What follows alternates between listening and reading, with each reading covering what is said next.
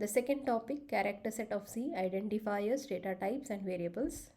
The third topic, input and output. The fourth topic, arithmetic operators. And the fifth topic, writing C programs. At the end of this chapter, you will be able to understand what is C language, what is an identifier, what is a variable, what is a data type, what are the different sections of a C program, what is an arithmetic operator and how to use it, what is a C program and how to write a simple C program. Let us now start with our first topic, Introduction to C language and structure of a C program. So here we will see what is C language and what is the purpose of C language, and we will also understand what is the structure of the C program.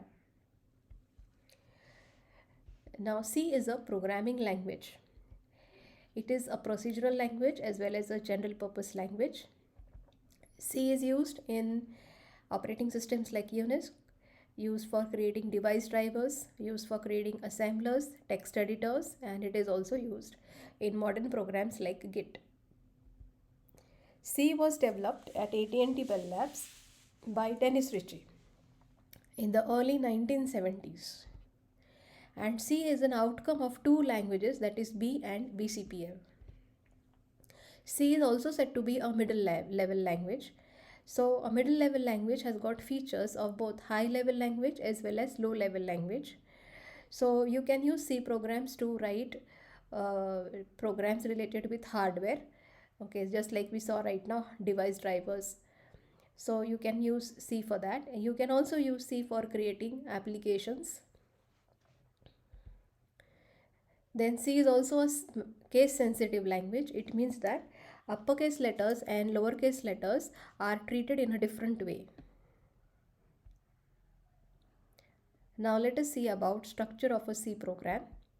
So the structure of the C program contains various sections. The first section is the documentation section. The second one is the link section. Then we have the definition section, global declaration section, main function and subprogram section. The first section is the documentation section, in which we write what is the purpose of the program and who has written this program, on what date this program has been written, what is the version of this program. So a documentation section is generally written within comments. A comment starts with slash, star and ends with star slash. So like you can see on the screen, we have written a comment, program to add two numbers. So this is my documentation section. Then we have the link section, in which we specify the name of the header files. So here we have included two header files, stdio.h and conio.h. These two header files serve a specific purpose. stdio.h stands for standard input output header file and conio.h stands for console input output header file. stdio.h contains functions printf and scanf, which we use for printing message on the screen and taking input from the user, and that is why we have declared this header file stdio.h. The next header file is conio.h. Conio.h contains functions clear screen and getch, which are used for working with the console. So we have included this header file conio.h. Then we have the definition section. So here we have defined max, whose value is 100. Then we have a global declaration section. So here we have defined counter, whose data type is int. Now this counter is a global variable. It means this variable is available to me throughout the program. And then we have written our main function. So main function is an entry point to the program. Your program starts executing from the main. So the main function is saying void main. It means main will not return anything. It returns no value. Now we have written the code in the main function, where this code is going to add two numbers. So in this code, on line number 8, we have declared some variables. On line number 9, we have written a function clear screen to clean the screen. On line number 10, we are putting a message on the screen, enter two numbers. On line number 11, we are taking input for two numbers and storing them in two variables, num1 and num2. And line number 12, we are performing the addition operation of num1 and num2 and storing the result in answer. On line number 13, we are printing the addition which is stored in the variable answer. And in line number 14, we are using getch to hold the screen. So this is your main method. Then we have a subprogram. Subprogram is nothing but a function. So here this function name is say hello. It is not returning anything, so the data type is void. And the function is simply printing hello world. So this subprogram thing is nothing but functions. We will be learning about functions in detail later. So you can see the complete structure of a C program in front of you. Now we move on to our next topic, which talks about character set of C, identifiers, variables, and data types. So in this topic, you will be able to understand which characters are used for writing C program, what is the concept of an identifier and how to declare it, what is the concept of a variable and how to use it and declare it, what is the concept of a data type and how to use it. Let us move on to the first one, character set of C. So the character set of C indicates which characters can be used for writing a C language. So we can use uppercase letters from capital A to capital Z. We can use lowercase letters from small a to small z. We can use digits from 0 to 9. And we can use some special characters like semicolon, colon, underscore, comma, etc. Now we move on to our next topic of identifiers. So now when I say identifier, identifier is nothing but a name given to a programming element. So this programming element can be a variable, it can be a constant, it can be a function, it can be an array, it can be the name of a structure, it can be the name of a union. So basically it is a name. So identify helps us to identify that programming element. So identifier will always contain letters, digits, and a special character called as underscore. So whenever we are using identifier, we have to follow rules for naming them. So these are the rules. The first rule says that it should start with an alphabet or it should start with an underscore. The alphabet or underscore can be followed by additional alphabets or digits. Then special characters are not allowed except underscore. Keywords are also not allowed. So we need to understand that these rules are helping us to define an identifier. We have to follow these rules whenever we give a name to a variable, a name to a function, a name to a constant. Okay, so if you give any name to any of the programming element, you have to remember these rules. Okay, then white space is also not allowed. That is also a special character. Now let us see some examples of identifiers and let us identify whether they are valid or not. Now the first identifier is age. Now here we have to look out whether this identifier is starting with an alphabet or underscore. Does it contain special characters? Does it contain digits? So here my identifier is starting with a character. It does not have any special characters. So this is a valid identifier. Next, salary. Here also my identifier is starting with a character. It does not have any special character. So this one is also an valid identifier. Then we have underscore percentage. Now this identifier is starting with underscore. Underscore is a special character, but it is allowed. So this identifier is also valid. Then we have the fourth one, total space salary. Now here there is a space in between total and salary. So a space is not allowed. It is a special character. So this identifier is invalid. Next we have return. Now return, as you can see, it is starting with an alphabet. It does not contain special character. So we may assume that it is a valid identifier. But return is a keyword. It has got some special meaning. So we cannot use a keyword as a identifier name. So this one is invalid. Next we have if. If is also a keyword. If is also having some special meaning. So again if is an invalid identifier. Then we have G underscore total. So here it is starting with alphabet. It has a special character underscore which is allowed. So this one is valid identifier. Next we study about data types. Now you see, when we are writing a program, at that time we need to store some data. So this data can be integer, it can be character, it can be a number with a fractional part.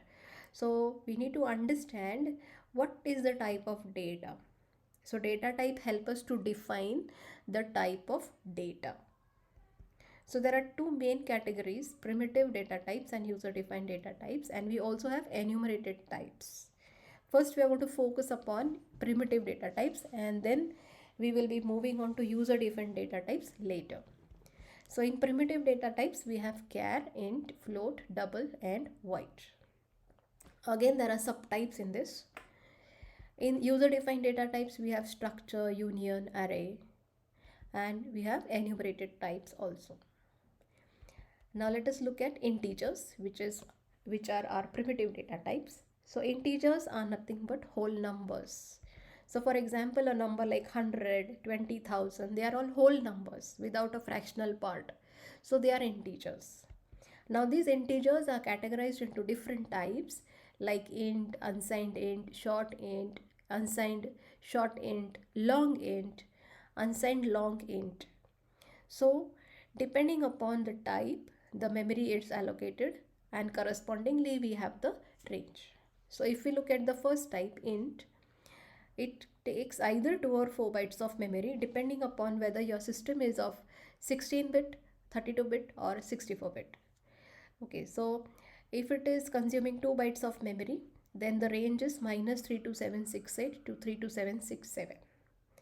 If integer takes 4 bytes of memory, then the range is between -21474833648 to 21474833647. Similarly, we have got memory requirements for other data types, like for unsigned it is 2 to 4 bytes, again depending upon the system, and this is the range.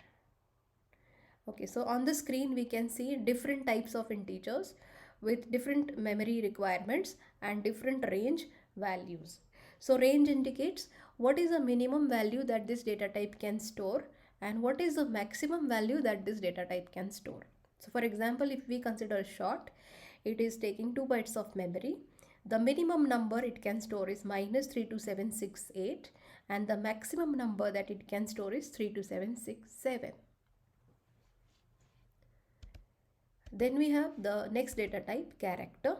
Character indicates one single character. So I can store one single character in single quotes. Now these are the data types, char, unsigned char and signed char. All of them require 1 byte of memory and they have a range between -128 to 127 or in between 0 to 255. Now when I say unsigned, it means it is positive. Then we have the next data type, floating point. So floating point helps us to store a number with a fractional part. So it means you can store numbers like 3.14, 9.8, 14.6, any number with a fractional part in a floating point. So floating point is again having three types, float, double and long double. Float consumes 4 bytes of memory and it gives us precision up to 6 decimal places. Double consumes 8 bytes of memory and gives us precision up to 15 decimal places. Long double consumes 10 bytes of memory and gives us precision up to 19 decimal places. And then we have void, which means nothing, no value. So we will be using this data type when we write functions which do not return any value or functions which do not accept any value. So we will be looking at this concept of subprogram or say function later. Now, having understood the concept of data type, we now move on to the concept of variable. So variable is nothing but a name that we give to the memory location. So like from the word variable, you understand that the value that we store is going to vary. It's not going to be the same. So a variable is declared by using this syntax. The first one is data type and then your variable name. So all your variable names, they should follow rules of identifier. So for example, if I want to store age of a person, then I'll say int age semicolon. So here int is the data type, age is the name of the variable which is following rules of identifier. Similarly, if I want to store value of pi, I will say float pi is equal to 3.14. So here pi is a variable name, float is the data type, and 3.14 is the value that we have assigned to the variable pi. Now let us move on to the next topic about input and output. So in this topic we will be learning how to use printf statement and how to use scanf statement. Printf statement is used for writing output on the standard output device, that is the screen. So printf takes parameters like control string and arguments. So control string means what is the format, and arguments means it is indicating names of variables.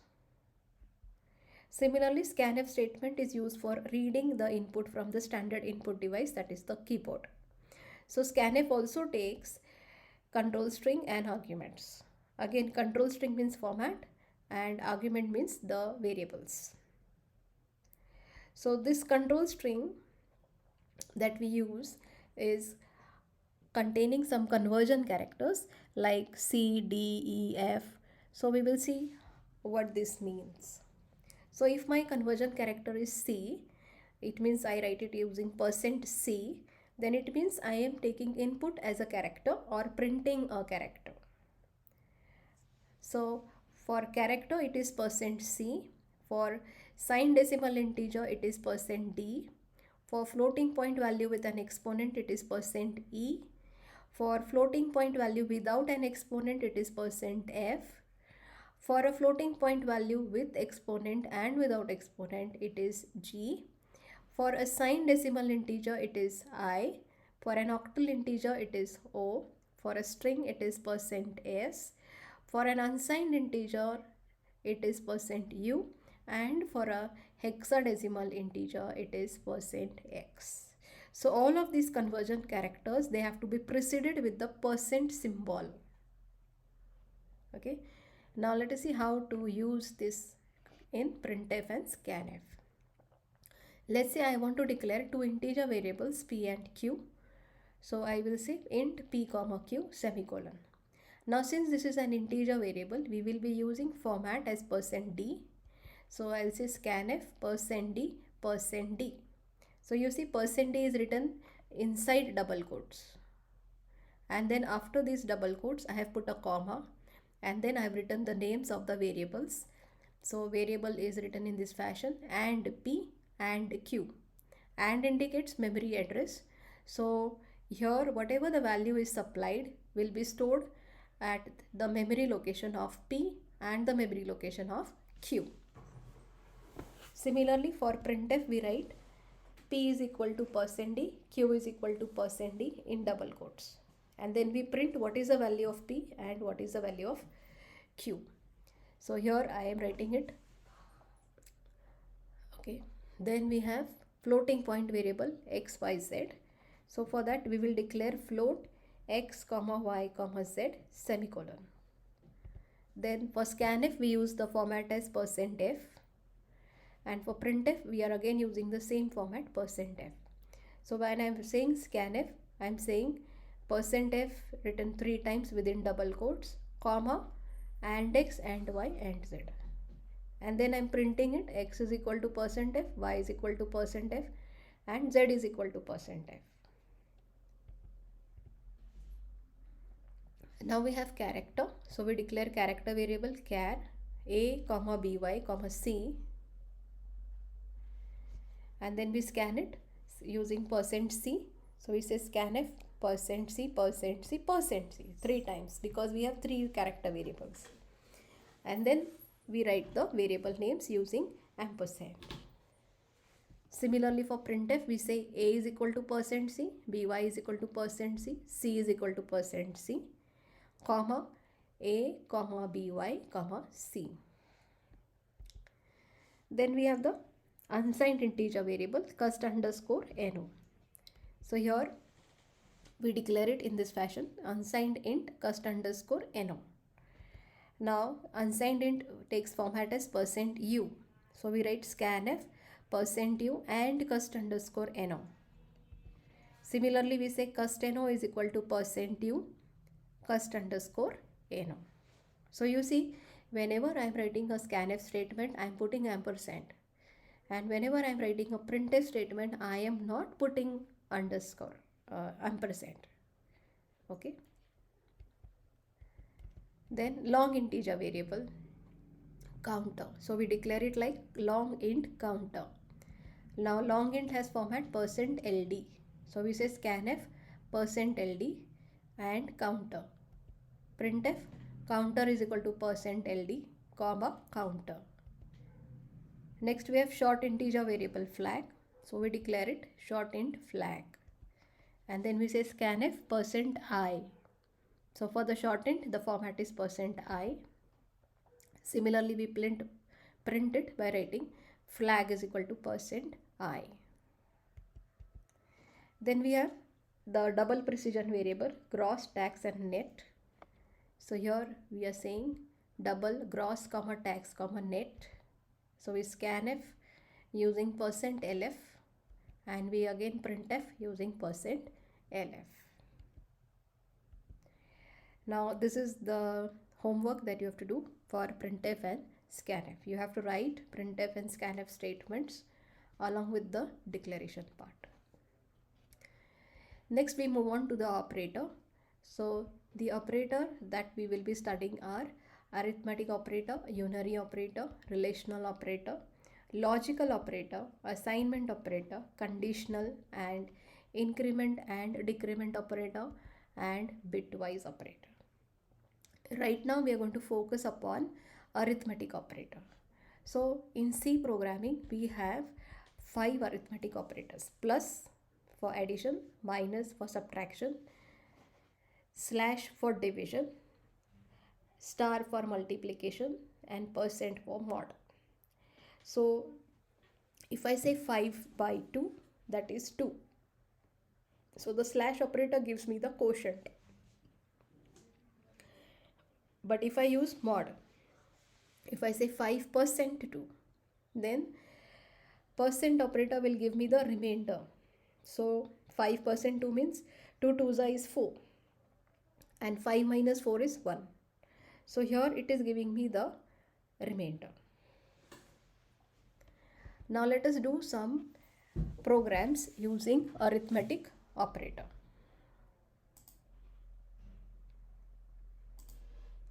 So here I am using Turbo C to write my first program.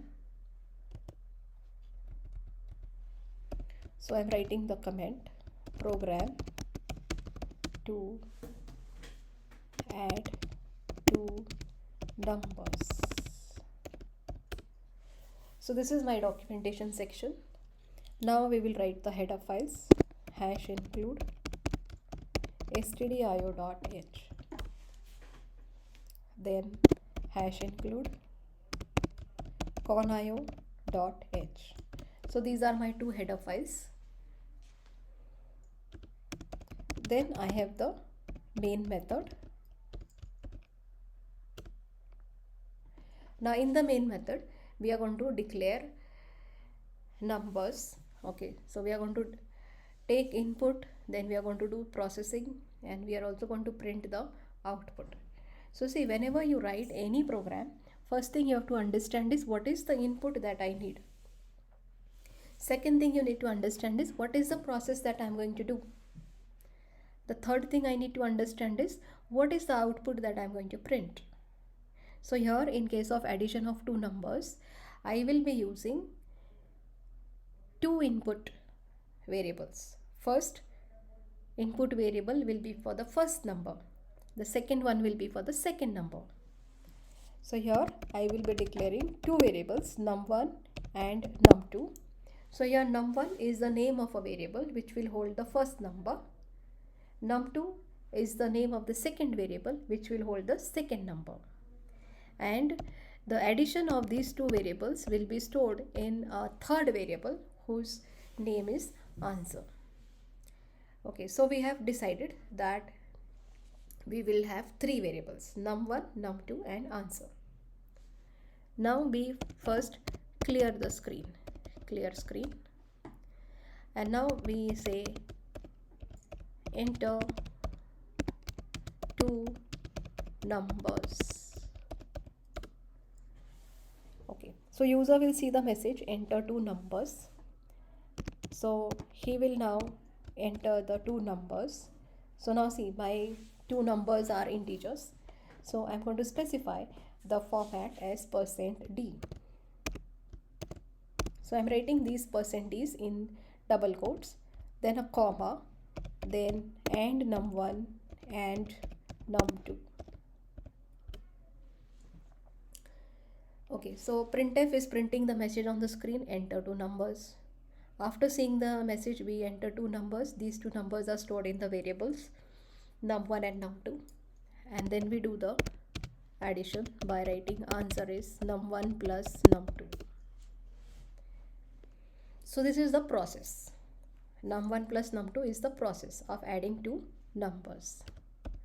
After adding two numbers, we are printing the addition on the screen by saying addition is %d, comma, answer. And then we say get ch, which will help me to hold the screen, and then we close the curly bracket of the main method. So this is the program for adding two numbers.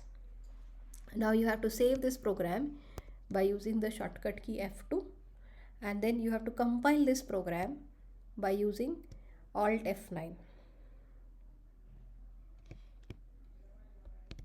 So when I compile, I get success.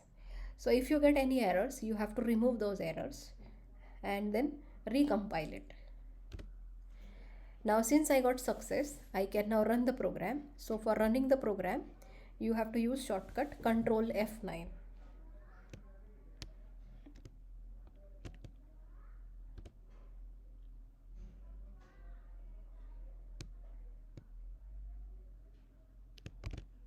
See here, this run menu also has got the shortcut for running your program, Ctrl F9. So now it is asking me for two numbers. I give two numbers 4 and 5, and now it is showing me the addition.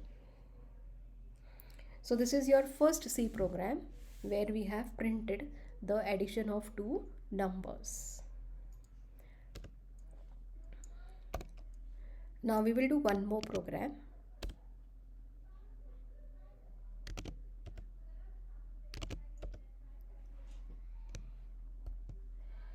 Now let's say I am writing a program to print the age of a person. So now you see I want to print age of the person. So in this case, what will be the input? The input will be current year and birth year. And once I get the input, what will I do? I will subtract current year minus birth year. And then what I get is the age. So now let's declare the header files #include stdio.h and #include conio.h. Then let us write the main method, void main. Now since we have said that we are finding age of the person, current year is a variable, birth year is also a variable. So these are whole numbers. So again we will declare them as integers. So integer, current year,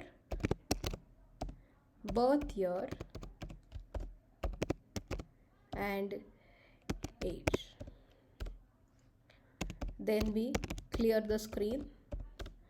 Then we give a message to the user, enter the current year and the birth year. Then we say scanf %d and current year. Now you see, since my message is first enter current year then birth year, so first variable will be current year and second variable will be birth year. And now we do the processing. So we say age is equal to current year minus birth year. So again we are making use of arithmetic operator minus. And now after finding out the age, we will just print it. So we say printf age is %d comma age.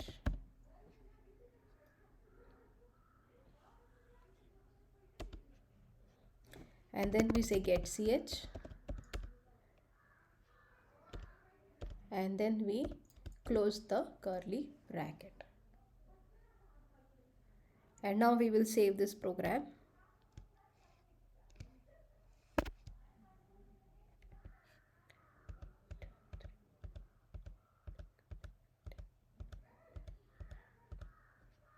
p2.c. And now we compile it, Alt F9. So again I got success. And now we run it, Control F9. So it is asking me enter current year and birth year. So I give current year 2023, birth year 1998, and I get the age as 25. So this is the way you will write simple programs using arithmetic operators.